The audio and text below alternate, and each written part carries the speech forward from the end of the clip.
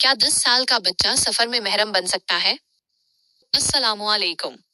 अक्सर खवातीन ये सवाल पूछती है कि क्या वो अपने 10 साला बच्चे के साथ शरई सफर पर जा सकती हैं? और क्या इतनी उम्र का बच्चा शरई तौर पर महरम शुमार होगा? आइए इसका शरई हुक्म जानते हैं। शरई अहकामात के मुताबिक सफर के लिए महरम के हवाले से दो अहम सूरतें हैं।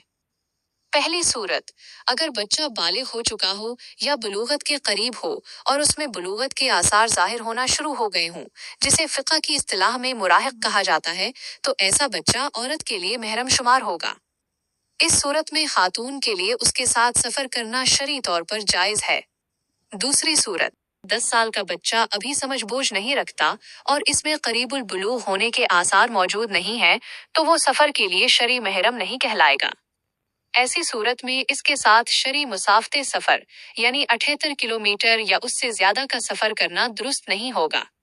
खुलासा ये है कि अगर 10 साला बच्चे में इतनी समझ बूझ है कि वो जरूरत पड़ने पर अपनी माँ या रिश्तेदार खातून की हिफाजत और मदद कर सके, तो गुंजाइश मौजूद है, वरना बालिग महरम का साथ होना जरूरी है।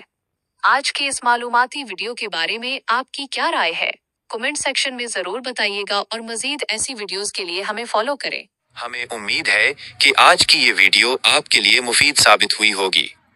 अपनी राय का इजहार कमेंट्स में जरूर करें और अगर वीडियो पसंद आई हो तो उसे लाइक और शेयर करें।